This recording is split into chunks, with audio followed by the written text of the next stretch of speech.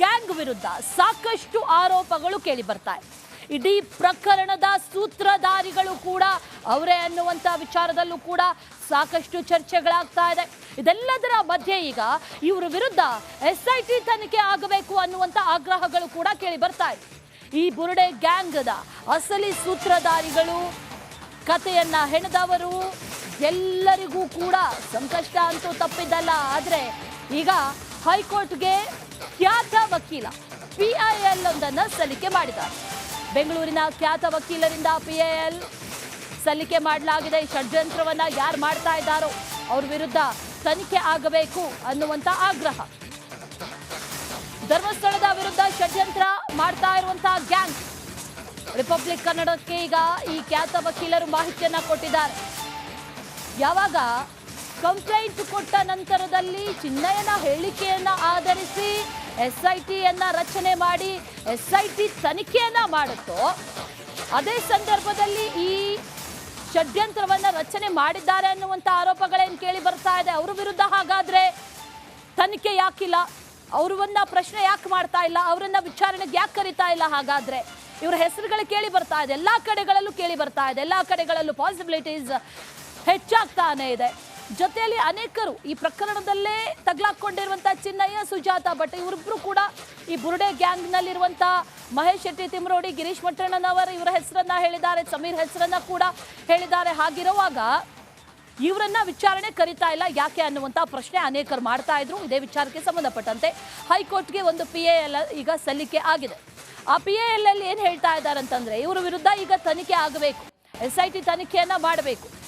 ಈಗಾಗಲೇ SIT ಚಿನ್ನಯ್ಯನ statement ಅನ್ನ ಇಟ್ಕೊಂಡು 17 ಕಡೆಗಳಲ್ಲಿ ಅಗೆಯುವಂತ ಪ್ಲಾನಿಂಗ್ ಮಾಡೋದಾದ್ರೆ, ಇದೇ ಪ್ಲಾನಿಂಗ್ ಹಿಂದೆ ಇರುವಂತವರು ಯಾರಿದ್ದಾರೋ ಅವರ ಹೆಸರುಗಳೇನು ಕೇಳಿ ಬರ್ತಾ ಇದೆಯೋ ಅವರ ವಿಚಾರಣೆ ಹಾಗಾದ್ರೆ ಯಾಕಿಲ್ಲ, ಅವರನ್ನ ವಿಚಾರಣೆಗೆ ಯಾಕೆ ಕರಿತಾ ಇಲ್ಲ, ಅವರನ್ನ ಮಾಹಿತಿಯನ್ನ ಯಾಕೆ ಕೇಳ್ತಾ ಇಲ್ಲ? ಅವ್ರಿಗೂ ಇವ್ರಿಗೂ ಈಗಾಗಲೇ ಸ್ಟೇಟ್ಮೆಂಟ್ ಕೊಟ್ಟಂತ ಚಿನ್ನಯ್ಯ ಆಗಿರ್ಬೋದು ಅಥವಾ ಸುಜಾತಾ ಭಟ್ ಆಗಿರ್ಬೋದು, ಅವರಿಬ್ಬರ ಪರವಾಗಿ ನಿಂತಿದ್ರು ಈ 3 ಜನರು.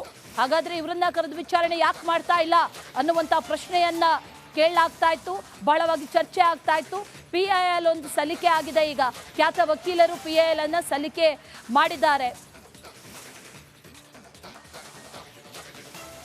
ಇದೇ ವಿಚಾರಕ್ಕೆ ಸಂಬಂಧಪಟ್ಟಂತೆ ಡೀಟೇಲ್ಸ್ ಅನ್ನ ಕೊಡ್ತಾರೆ ನಮ್ಮ ಪ್ರತಿನಿಧಿ ಮಾದೇಶ್ ಸಂಪರ್ಕದಲ್ಲಿದ್ದಾರೆ. ಮಾದೇಶ್, ಗಮನಿಸ್ತಾ ಇದ್ದೀವಿ ಅನೇಕ ದಿನಗಳಿಂದಲೂ ಕೂಡ ಇದೇ ಪ್ರಶ್ನೆ ಕೇಳಲಾಗಿರುವಂಥದ್ದು. ಯಾವಾಗ SIT ಈ ಚಿನ್ನಯ್ಯನ ದೂರನ್ನ ಆಧರಿಸಿ 17 ಕಡೆಗಳಲ್ಲಿ ಅಗೆಯುವಂತ ಪ್ರಯತ್ನವನ್ನ ಮಾಡುತ್ತೋ, ಅದೇ ರೀತಿಯಲ್ಲಿ ಇವರ ವಿರುದ್ಧವೂ ಕೂಡ ಒಂದಷ್ಟು ಪ್ರಶ್ನೆಗಳು, ಅನುಮಾನಗಳು, ಆರೋಪಗಳು, ಹೇಳಿಕೆಗಳು ಕೇಳಿ ಬಂತು. ಆದ್ರೆ ಇವ್ರ ವಿರುದ್ಧ ಹಾಗಾದ್ರೆ ತನಿಖೆ ಯಾಕಿಲ್ಲ, ವಿಚಾರಣೆ ಯಾಕಿಲ್ಲ ಅನ್ನುವಂಥ ಪ್ರಶ್ನೆ. ಈಗ PIL ಸಲ್ಲಿಕೆ ಆಗಿದೆ. ಆ PIL ಏನಿದೆ, ಜೊತೆಗೆ ಗಂಭೀರವಾಗಿ ಪರಿಗಣನೆ ಮಾಡುವಂತ ನಿಟ್ಟಿನಲ್ಲಿ ನೋಡೋದಾದ್ರೆ ವಿಚಾರಣೆಗೆ ಕರೆಯುವಂತ ಸಾಧ್ಯತೆಗಳಿದೆಯಾ ಅಂತ?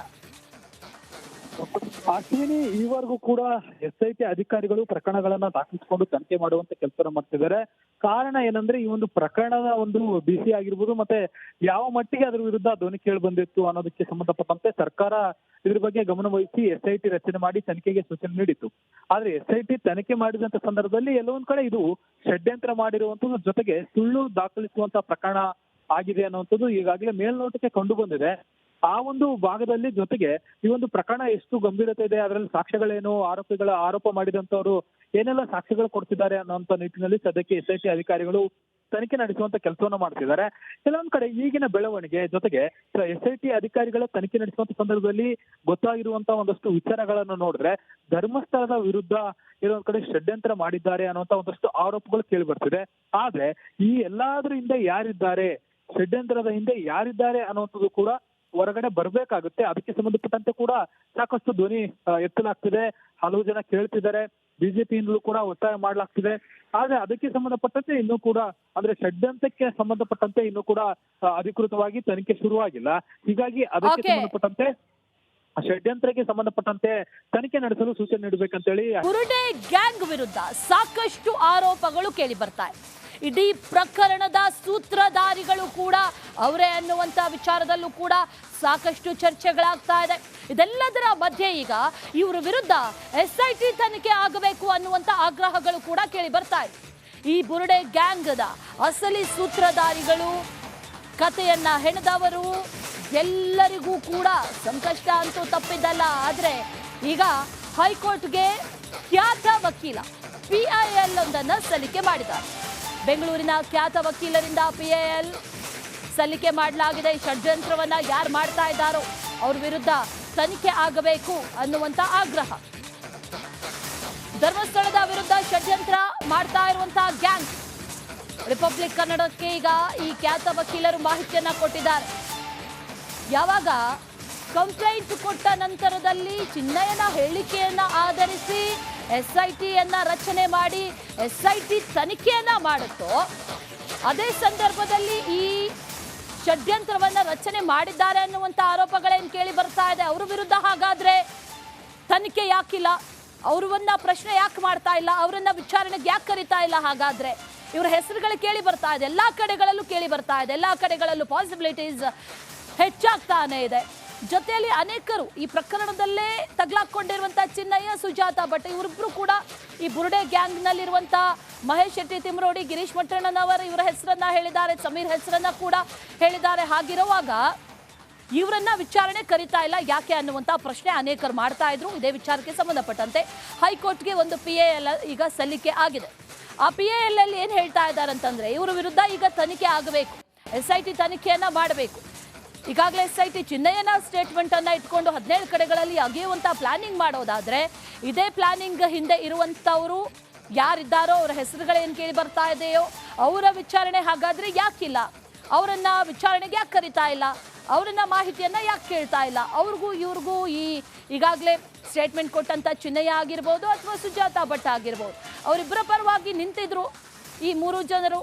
ಹಾಗಾದ್ರೆ ಇವರನ್ನ ಕರೆದು ವಿಚಾರಣೆ ಯಾಕೆ ಮಾಡ್ತಾ ಇಲ್ಲ ಅನ್ನುವಂತ ಪ್ರಶ್ನೆಯನ್ನ ಕೇಳಲಾಗ್ತಾ ಇತ್ತು, ಬಹಳವಾಗಿ ಚರ್ಚೆ ಆಗ್ತಾ ಇತ್ತು. PIL ಒಂದು ಸಲ್ಲಿಕೆ ಆಗಿದೆ. ಈಗ ಖ್ಯಾತ ವಕೀಲರು PIL ಅನ್ನ ಸಲ್ಲಿಕೆ ಮಾಡಿದ್ದಾರೆ. ಇದೇ ವಿಚಾರಕ್ಕೆ ಸಂಬಂಧಪಟ್ಟಂತೆ ಡೀಟೇಲ್ಸ್ ಅನ್ನ ಕೊಡ್ತಾರೆ ನಮ್ಮ ಪ್ರತಿನಿಧಿ ಮಾದೇಶ್ ಸಂಪರ್ಕದಲ್ಲಿದ್ದಾರೆ. ಮಾದೇಶ್, ಗಮನಿಸ್ತಾ ಇದ್ದೀವಿ ಅನೇಕ ದಿನಗಳಿಂದಲೂ ಕೂಡ ಇದೇ ಪ್ರಶ್ನೆ ಕೇಳಲಾಗಿರುವಂಥದ್ದು. ಯಾವಾಗ SIT ಈ ಚಿನ್ನಯ್ಯನ ದೂರನ್ನ ಆಧರಿಸಿ 17 ಕಡೆಗಳಲ್ಲಿ ಅಗೆಯುವಂತ ಪ್ರಯತ್ನವನ್ನ ಮಾಡುತ್ತೋ, ಅದೇ ರೀತಿಯಲ್ಲಿ ಇವರ ವಿರುದ್ಧವೂ ಕೂಡ ಒಂದಷ್ಟು ಪ್ರಶ್ನೆಗಳು, ಅನುಮಾನಗಳು, ಆರೋಪಗಳು, ಹೇಳಿಕೆಗಳು ಕೇಳಿ ಬಂತು. ಆದ್ರೆ ಇವ್ರ ವಿರುದ್ಧ ಹಾಗಾದ್ರೆ ತನಿಖೆ ಯಾಕಿಲ್ಲ, ವಿಚಾರಣೆ ಯಾಕಿಲ್ಲ ಅನ್ನುವಂಥ ಪ್ರಶ್ನೆ. ಈಗ PIL ಸಲ್ಲಿಕೆ ಆಗಿದೆ. ಆ PIL ಏನಿದೆ, ಜೊತೆಗೆ ಗಂಭೀರವಾಗಿ ಪರಿಗಣನೆ ಮಾಡುವಂತ ನಿಟ್ಟಿನಲ್ಲಿ ನೋಡೋದಾದ್ರೆ ವಿಚಾರಣೆಗೆ ಕರೆಯುವಂತ ಸಾಧ್ಯತೆಗಳಿದೆಯಾ ಅಂತ? ಅಶ್ವಿನಿ, ಈವರೆಗೂ ಕೂಡ SIT ಅಧಿಕಾರಿಗಳು ಪ್ರಕರಣಗಳನ್ನ ದಾಖಲಿಸಿಕೊಂಡು ತನಿಖೆ ಮಾಡುವಂತ ಕೆಲಸ ಮಾಡ್ತಿದ್ದಾರೆ. ಕಾರಣ ಏನಂದ್ರೆ, ಈ ಒಂದು ಪ್ರಕರಣದ ಒಂದು BC ಆಗಿರ್ಬೋದು, ಮತ್ತೆ ಯಾವ ಮಟ್ಟಿಗೆ ಅದ್ರ ವಿರುದ್ಧ ಧ್ವನಿ ಕೇಳಿ ಬಂದಿತ್ತು ಅನ್ನೋದಕ್ಕೆ ಸಂಬಂಧಪಟ್ಟಂತೆ ಸರ್ಕಾರ ಇದ್ರ ಬಗ್ಗೆ ಗಮನ ವಹಿಸಿ SIT ರಚನೆ ಮಾಡಿ ತನಿಖೆಗೆ ಸೂಚನೆ ನೀಡಿತ್ತು. ಆದ್ರೆ SIT ತನಿಖೆ ಮಾಡಿದಂತ ಸಂದರ್ಭದಲ್ಲಿ ಎಲ್ಲೊಂದ್ ಕಡೆ ಇದು ಷಡ್ಯಂತ್ರ ಮಾಡಿರುವಂತದ್ದು, ಜೊತೆಗೆ ಸುಳ್ಳು ದಾಖಲಿಸುವಂತ ಪ್ರಕರಣ ಆಗಿದೆ ಅನ್ನುವಂಥದ್ದು ಈಗಾಗಲೇ ಮೇಲ್ನೋಟಕ್ಕೆ ಕಂಡು ಬಂದಿದೆ. ಆ ಒಂದು ಭಾಗದಲ್ಲಿ ಜೊತೆಗೆ ಈ ಒಂದು ಪ್ರಕರಣ ಎಷ್ಟು ಗಂಭೀರತೆ ಇದೆ, ಅದರಲ್ಲಿ ಸಾಕ್ಷ್ಯಗಳೇನು, ಆರೋಪ ಮಾಡಿದಂತವರು ಏನೆಲ್ಲ ಸಾಕ್ಷ್ಯಗಳು ಕೊಡ್ತಿದ್ದಾರೆ ಅನ್ನೋಂಥ ನಿಟ್ಟಿನಲ್ಲಿ ಸದ್ಯಕ್ಕೆ SIT ಅಧಿಕಾರಿಗಳು ತನಿಖೆ ನಡೆಸುವಂತ ಕೆಲಸವನ್ನ ಮಾಡ್ತಿದ್ದಾರೆ.